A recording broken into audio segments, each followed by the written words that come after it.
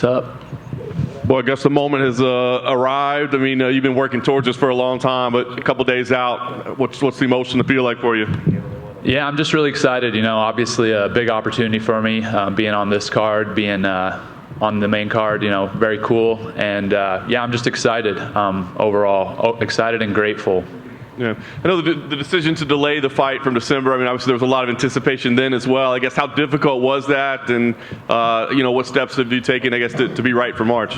Yeah, it was tough. I love competing. I want to compete as much as I can and get out there as much as I can. It's my favorite thing that I get to do. So pushing it back was difficult, but it was a good decision. I'm 100% now, ready to go. Had a long camp and put a lot of time and effort into it. So we'll do it up. The matchup was kept together. I mean, I don't know that it mattered who you fought. People just wanted to see you fight. But did it matter to you that the matchup stayed together? No, it didn't matter to me. I mean, I'm ready to go regardless of who it is. And you see all the debate, right? Does Bo Nickal deserve to be on this main card, pay-per-view right out of the gate? What do you say when people, ask, do you deserve this? Yeah, it's kind of a funny question, because it's like not really my decision. I'm not the one that makes that call, but obviously the UFC thought that it was the right move, and personally, if it does come to my opinion, I think it's the right move too. I think that there's a lot of people that want to watch me, a lot of people that want to see how I fare, and yeah, I think it makes sense. So obviously they agreed with that, and if other people disagree, then it's not really up to you either. Last thing for me, I guess, how do you define success here in your debut? Is it just victory? I mean, can you grind out a 15-minute decision and be satisfied with that, or do you have to keep this crazy streak of finishes going? I would obviously love to get a finish. I like to fight exciting style and make sure that I put on a good show for the fans. But for me, really, success is just being the best version of myself and performing to the best of my ability. So regardless whether I finish him in a minute or win a decision in 15, I think as long as I perform the best and I feel like I gave 100%, then that's a win in my book. Well, over here. We had Jamie in here earlier, and when we asked, when your name was brought to him, he didn't even know who you were, just because he didn't watch wrestling or anything, and he's since gone and, looked at your tape and everything, but he still just kind of views you as just, a body that he's going to have to fight. Do you think that's the right approach for facing someone like you with what you bring to the octagon? Probably not. I don't think that's a great approach. I would definitely, before I accept a fight, I do a lot of study and film on a guy. I think that if he actually didn't know who I was and accepted the fight, then that doesn't really make him look more professional or better in any way. But yeah, it's all good. I don't really care how he approaches it. I'm just focused on what I need to do. And obviously, you can't really, you've been wrestling your whole life. He's brought in fighters like Chris Weidman to help him train and prepare. How much can you learn to face someone like you in this only a short few weeks? Yeah, it's interesting, the idea of trying to bring someone in to emulate me. Weidman obviously is super talented, wrestling based, done a lot of good things. But I don't really think that there's anybody that has the skills that I have that is able to do the things that I can do. And so, maybe that's a good option for him. But as far as options go, there aren't many. And final one for me. We spoke to your coach, Mike Brown, and he wants a slow rise for you. He doesn't want this rapid ascension. So I'm curious, are you going to follow his advice, or how fast of a rise do you want? It's already been a lot faster than I anticipated. I expected to have quite a few more fights before getting to this point. Obviously, there were different plans in store for me, and I'm just riding with it. And so I trust Mike fully 100%, and I really lean on him and his advice and the advice of my management team, first-round management. And, the people that I'm close to, their opinions really, really matter to me, and they're really weighted very heavily in my decisions. And so I'm really good with whatever the team wants to do, and I feel like that's kind of the approach that I'll continue to take. Well, going off the back of that, to your right, your name has been linked with the bigger names in this sport already. Is there any part of you that's a little bit disappointed you're not fighting a bigger named opponent for your debut just to make the biggest splash possible? No disappointment. I love competing regardless of who I get to compete against. And so, being mentioned with the same, with these other people's names and stuff is something that I'm just grateful for. And I feel a lot of appreciation that, people believe in me and they believe in my skills. And so, the opponent, with it being my UFC debut, I think that it's appropriate, and I think it makes sense. And, I'm 3-0. I've been training MMA for a year and a half, and I'll continue to progress and get better. But at the same time, I don't skip any steps in development, and I'm going to make sure that when I am competing with the best guys in the world and at the highest level, that I'm ready to dominate them as well. You mentioned professionalism, and you mentioned listening to your team and stuff like that. It's clear that's something you value. Do you look at the rest of the UFC and sort of think, there's some guys who just aren't that professional here?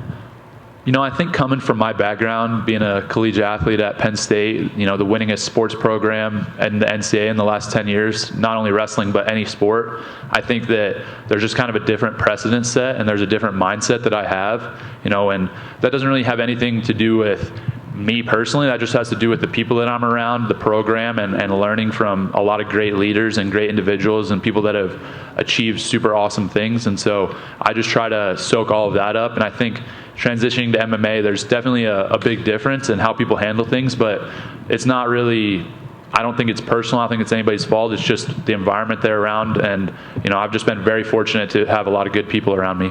Last one from me. You know how hype trains usually go, right? It builds, and then the moment there's even a sort of hint of vulnerability, people say, they're not that good. Is that something that you think about and think, well, I have to dominate everyone I go up against, or eventually people will turn against me, or is that not something you consider? I would say that it's definitely I see a lot of people talking, and I hear people saying certain things, and it's always interesting to me to kind of observe that, because I think I'm my own worst critic. So anything that anybody's going to say to me, I'm already 2 steps ahead of that. And so really, as far as the hype train stuff, I would say that it has, it has to have some effect, because I do hear it and I do notice it, and as that is information that is kind of coming in. But again, there's more pressure put on me from myself than anyone else, and I want to finish people and continue this hype train, because that's just in me. I just really want to achieve my goals, and I want to be the best fighter in the world. And so whatever anybody says, it's coming in, I'm hearing it, but I'm a harsher critic on myself than anyone else could be. Bo, right here. You mentioned it right there. You want to be the best fighter in the world. You've spoken previously about wanting to be one of the all-time greats. Is it motivating to look up this card and see Jon Jones, someone who a lot of people consider the best fighter of all time? And have you been able to take motivation from that? And have you had any conversations with him?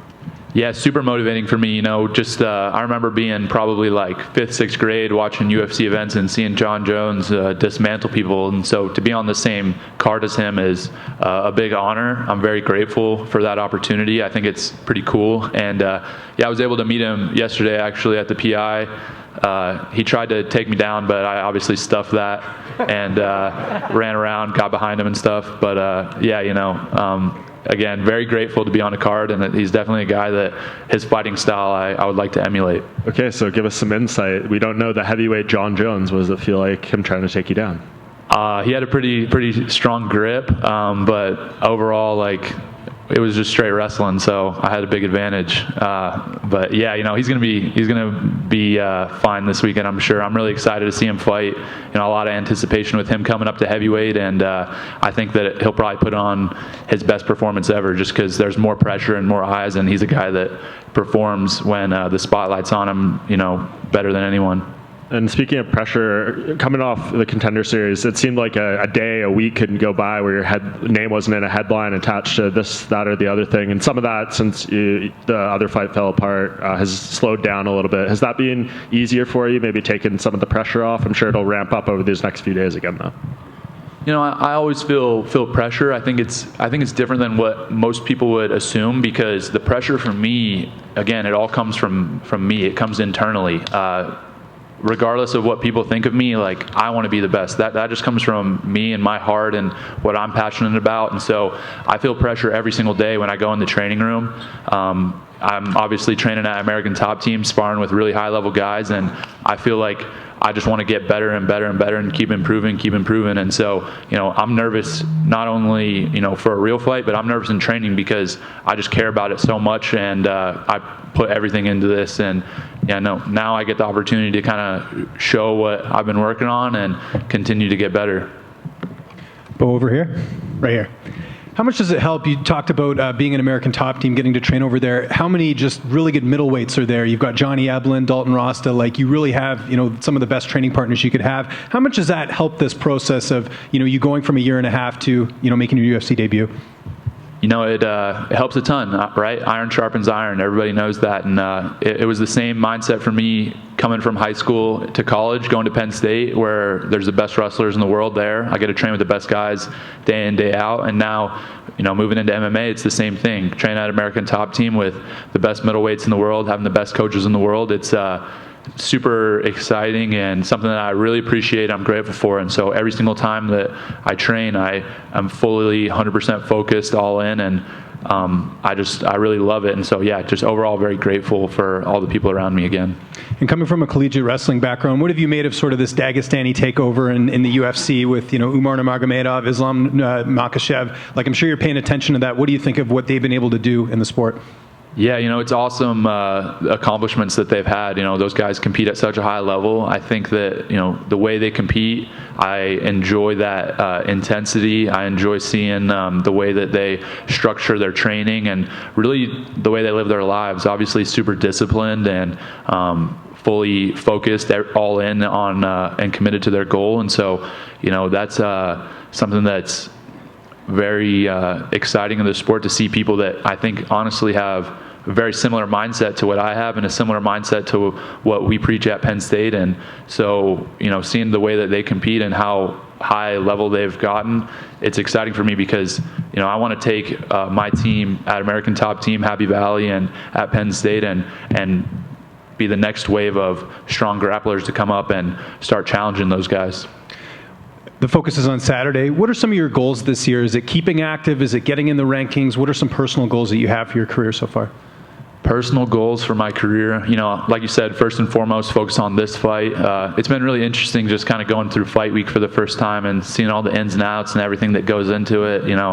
It's a lot. So, yeah, thank you to every single person here for putting your effort into it because, for me, coming in from a wrestling background, we get a little bit of attention, but to see all the attention that's on the media and with that comes with this is just incredible. But yeah, to move on to my goals, I would say I would like to fight a few more times this year, stay active, and yeah, then probably just keep getting better. Like I said, my main goal is to just keep improving every single day, and I think that every single fight that y'all will see a completely different fighter out there. Last one for me. Obviously, you got a long ways to go in terms of your UFC career, but we're hearing Khamzat Chimaev coming up to 185 again. Down the line, how exciting of a matchup would that be, facing him just with your styles? It would be huge. I think that obviously he has a lot of attention. He's probably the biggest, most hyped guy coming up right now that hasn't won a belt yet, and I think that eventually us clashing is inevitable. So, that's something that I visualize in my training, and when I'm in a hard workout, getting my last bike sprint in, getting my last rep in the weight room, I'm visualizing that. And so, whether that fight comes in a year or in 3 years or 5 years, whatever it is, I'll be ready. And I do a lot of visualization, and I see that fight happening in main event in Raider Stadium, and in front of whatever 100,000 people, and I think it would be the biggest event in UFC history. So, only time will tell whether or not we actually get that, but I'm doing everything in my power to make that happen. Hey, Bo. Hey, Bo, right here in the back, very back, I know. Bo, is it difficult not being the only two-sport athlete famously named Bo? I wouldn't say difficult. Definitely enjoy watching high-level athletes compete, especially Bo. So, I watched Bo Jackson 30 for 30, and it was pretty sick. So just, yeah, I don't know. Hopefully, I'll be able to continue the namesake and do it some honor. I know that there was once a series, Bo knows takedown, so you haven't necessarily shied away from it, but is it a little annoying people now? Does Bo know striking? Does Bo know MMA? I don't think it's annoying. I think the only thing that's annoying is Nike has that copyrighted, so I can't use it, but it's all good. Final question. Since you shaved your head, how are you dealing with the cold front that's been hitting the western coast? Man, it's crazy. I'm coming from PA in the winter, and I'm like, all right, nice. I got to go to Vegas and enjoy this warm weather, get some sun. And then I come out here, and this is what I get. So it is what it is. But yeah, the shaved head definitely feels clean. So I'm ready to rock. Bo over here. You're one of the largest favorites in UFC debut in history. How does it feel to have the support from the odds makers? Pretty crazy, you know. Definitely feeling a lot of support. Obviously, they believe in me, think I can win, and overall, my transition to MMA. There's been some talk about people hating on me, this and that, but I would say like 95% of the interaction I get is super positive, and a lot of people believe in me. They believe in what I'm doing, especially once they get to know me, maybe listen to some interviews and hear my thought process or get to see videos of how I train. So, overall, I think that the reception's been super positive. It's something that I'm grateful for, and I think that's reflected in the odds. You're minus 1,400 to win the fight, which is a pretty high price to pay. How do you see yourself winning this fight? I expect to finish. Obviously, I want to go out there and get the finish. I think everybody says that. But for me, that's definitely stays true. And I think, I think I said minus in my contenders fight that a minus 3,000 was a steal. And I feel the same about minus 1,400 for the win. But yeah, I would predict a finish for sure. All right. You talked about the excitement on being on the John Jones card. Let's talk about that main event. Who do you have winning it in the main event? I got Jones 100%, no doubt in my mind that he's going to, obviously he had a long layoff, hasn't fought in a while, but I think that he's going to go out there and perform really well. He's a guy, again, that when the pressure's on, he performs the best, and he just knows how to fight. So he knows how to win, and I think that is even bigger than being a great fighter is he knows how to win. And so I predict him getting the win and doing it in spectacular fashion. Right here. So you talked about visualization and this not being a fight night, being inside T-Mobile Arena, sold out, and a John Jones card, so there's going to be 1 million people in there. How do you visualize how you react to the crowd and just the environment and just how big of an event this is? Yeah. I think the important thing about visualization is making it really real, making it really a visceral experience. So, I think that there's technique that goes into visualization just like there's technique that goes into fighting. And so for me, it's making the experience as real as possible, imagining not only what I'll see, but what it's going to sound like, what it's going to smell like, what the concrete's going to feel like underneath my feet, what the cage is going to feel like underneath my feet. And just making it as real as possible for me. So, when I go in there for the first time, it really won't be the first time because I've imagined it so many times in my mind. And I think that's just a very powerful practice. And then along the lines of that, what are some of your teammates and your coach told you about what it's going to be like? That whole adrenaline dump, they talk about that as well. But the fact that, this is a huge, huge card. Yeah, I think that I haven't got too much advice because I think my teammates and coaches have just continued to say, be yourself. I feel like I'm prepared for this moment. I feel like, 4 years of college wrestling on top of, 15 plus years of wrestling as a youth that I'm ready for this moment. I feel like I've had a slow build to get here. A lot of people are just thrust into this spot with no previous life experience. But for me, I'm 27. I've competed hundreds of times in front of sold out crowds, and that's just something that's normal for me. I was 19 years old competing in sold out Madison Square Garden, and I've competed in front of 30,000 people on a regular basis. And so I know it's definitely bigger. I don't want to diminish the how big this event is because it's definitely the biggest event that I've had had a chance to take part in. But with that being said, I feel fully prepared for this moment. I feel better prepared than almost anybody to step out there and do my best. Dang, and lastly for me, competing at Madison Square Garden as an amateur, that's dope. But the fact that you're fighting in Las Vegas, fight capital of the world, in the UFC, and you come from a wrestling background, did you ever think that you would be in this position as a kid? As a kid, I didn't really think about fighting too much as a kid. I always loved fighting, and I would watch all the events and mess around with my friends and fight and stuff as a kid. So I always loved fighting. I would say that the first time that I was sure I wanted to fight was probably halfway through my college wrestling career, and I was kind of deciding, am I going to just wrestle or am I going to fight? And then I was doing a camp and had some jiu-jitsu guys that were like, yo, you want to roll with us? And they just basically 10 of them rotated in on me for an hour, and I was like, this is really fun. I definitely want to learn more about this, and I definitely want to fight. And so from there, my goals are always the most almost unattainable, unreachable, highest type of goals you can achieve. So, going into college, it was to be a 4-time undefeated national champion. And now going into MMA, I want to be the pound for pound #1 fighter in the world. And so I definitely envision myself getting to this point. It's happened really quickly. I've only been training, like I said, a year and a half. And to get to this point now is pretty crazy. But I do feel like I did envision myself getting here, at some point. Appreciate it. Thank you.